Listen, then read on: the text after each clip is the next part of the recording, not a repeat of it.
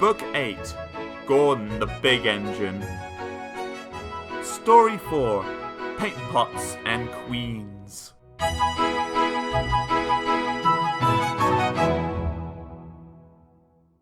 The stations on the line were being painted.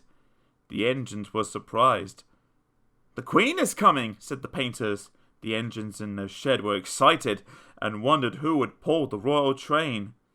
"I'm too old to pull important trains," said Edward sadly. "I'm in disgrace," Gordon said gloomily. "The Fat Controller would never choose me." "He'll choose me, of course," boasted James the Red Engine. "You!" snorted Henry. "You can't climb hills. He'll ask me to pull it, and I'll have a new coat of paint. You wait and see." The days passed. Henry puffed about proudly, quite sure that he would be the royal engine.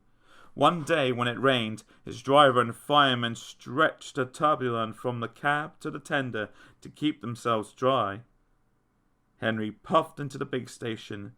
A painter was climbing a ladder above the line. Henry's smoke puffed upwards. It was thick and black. The painter choked and couldn't see. He missed his footing on the ladder, dropped his paint pot, and fell plop onto Henry's tarpaulin. The paint poured over Henry's boiler and trickled down each side. The paint pot perched on his dome. The painter clambered down and shook his brush at Henry. "You spoiled my clean paint with your dirty smoke," he said, "and then you take the whole lot and make me go and fetch some more." He stomped crossly away. The Fat Controller pushed through the crowd. "You look like an iced cake, Henry," he said. "That won't do for the royal train. I must make other arrangements." He walked over to the yard. Gordon and Thomas saw him coming, and both began to speak. "Please, sir." "One at a time," smiled the Fat Controller. "Yes, Gordon?" "May Thomas have his branch line again?" Said the Fat Controller. "Well, Thomas?" "Please, sir, can Gordon pull coaches now?" The Fat Controller pondered. You've both been quite good lately, and you deserve a treat. When the Queen comes, Edward will go in front and clear the line. Thomas will look after the coaches, and Gordon will pull the train." "Oh, sir," said the engines happily. The great day came.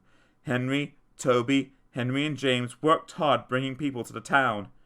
Thomas sorted all their coaches in the yard. "Peep, peep, peep, peep! They're coming!" Edward steamed in, looking smart with flags and bright paint. 2 minutes passed. 5, 7, 10. "Hoop! Hoop!" Everyone knew that whistle, and a mighty cheer went up as the Queen's train glided into the station. Gordon was spotless, and his brass shone. Like Edward, he was decorated with flags, but on his buffer beam he proudly carried the royal arms. The Queen was met by the Fat Controller, and before doing anything else, she thanked him for their splendid run. "Not at all, Your Majesty," he said. "Thank you." "We have read," said the Queen to the Fat Controller, "a great deal about your engines. May we see them, please?"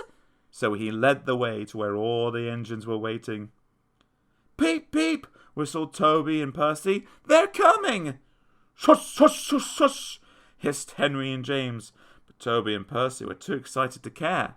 The Fat Controller told the Queen their names, and she talked to each engine. Then she turned to go. Percy bobbled over.